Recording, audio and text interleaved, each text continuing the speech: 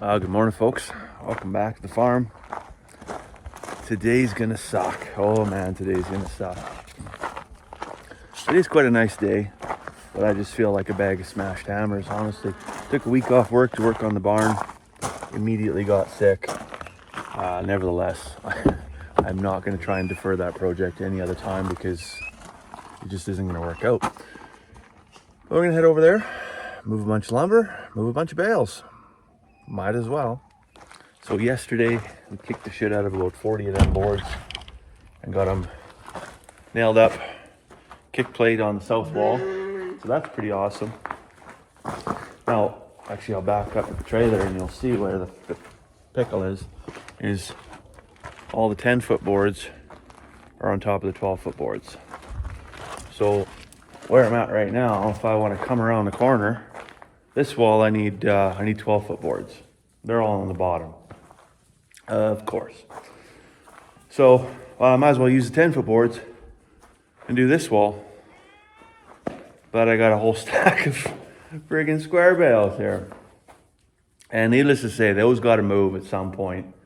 They got to move in order to do that wall. But then they also got to move in order to put the screenings on the floor in here. And I'm not a big fan of doing anything to begin with. If there's no need for the input, why do the input? I'm certainly not a big fan of doing that thing twice. If there's any kind of opportunity for redundancy, it should probably be eliminated. So I am gonna have to do a thing twice. So what we know from yesterday when we did this is really inconvenient to have all the lumber on the trailer out there. So Carmen was packing the lumber in and putting it on the sawhorses so it was closer to the saw. Made sense. Pretty handy. So what I'm gonna do is I'm gonna actually pack all the lumber in and I'm gonna stack it up, not on the sawhorses because they're not rated for that much weight, but I'm gonna set it down like over in that area kind of thing. Then at least it's in the building. I'm gonna take that flat deck trailer and back it in the open door. I'm gonna load all the square bales onto the flat deck trailer and I'll keep it parked back here somewhere by the other door. That way, we can work and we can do everything. And then when the day comes that we get the screenings and the bobcat and everything to come in here and put the floor in, I can just hook on that trailer, pop it outside, do all the bobcat work, and then back the trailer back in. Everything's out of the elements. Now, I could quite as easily just throw all these bales on the flat deck and probably park it in the shop.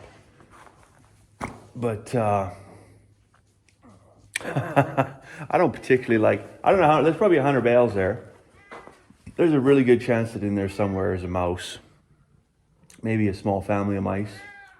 And I'm not really open to the idea of having a whole bunch of mice in the shop, so I'm not gonna do that. So I am gonna have to do a little bit of extra work today. That's why I say it's gonna suck. Not only just being sick, but just having to pack wood a couple times and then throw a bunch of square bales. So I'm gonna stop being a baby and just get to it here. Now, there's two things that are mission critical for today to be a success at all. One of them is a good pair of work gloves because there's got some pretty mean splinters on them, but also a good long sleeve sweater because those bales, if you've ever thrown, good dry hay bales, you know that they'll shred your arms like hamburger.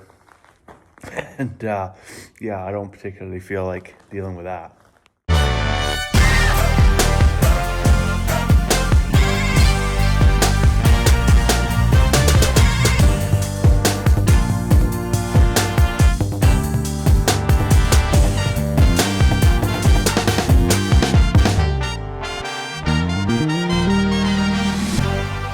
So my wife made a really good point.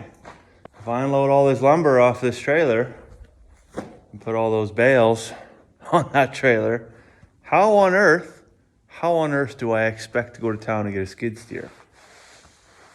Well, then that would have me renting a trailer or borrowing a trailer from. So it would be a farce. It would be a comedy of errors. So, anyways, I just sent a quick text to the guy that come and did the landscaping around the barn. He's done a little bit of work for me before. Very reasonable. He can come in. He could probably do this 3-4 times as fast as I could with a rental skid steer anyways. So I'll throw all that stuff on the trailer as per the plan. He'll come later this week, probably Thursday, Friday-ish, and get all that done in a flash. And that'll just make my life so much easier, because I don't want to move those again. So the trailer's in. It was a bit of a tight fit actually getting through that door, probably about that far on either side of the fender wells, but we're in, and I've got my Nemesis in front of me. There's not too many. Like I said, there's probably only 100 bales there, so not too much. I'm actually hoping they all fit on the trailer. Might get pretty high, but nevertheless, even if I don't get them all on the trailer and I gotta throw a couple in the back of the horse trailer or something like that for a day, that won't be too terrible.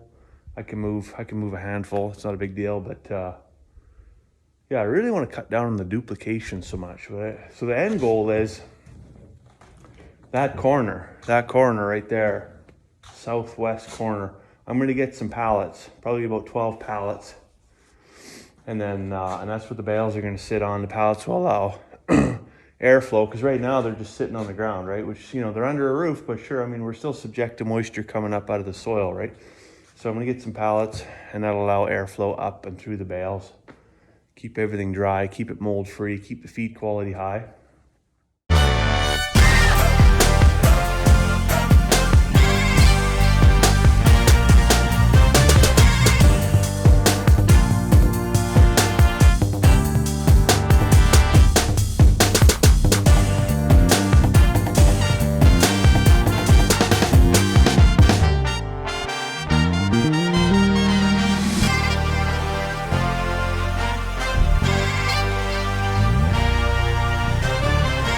Hay stacked on the trailer.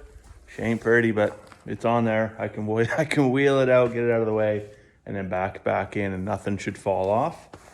And you can see some of these last few bales come up, got some moisture on the bottom of it. That's what I was talking about. So they were stacked here, even though it's under the roof, they can still pull a lot of moisture up from the ground, and so you can kind of see where they were sitting there.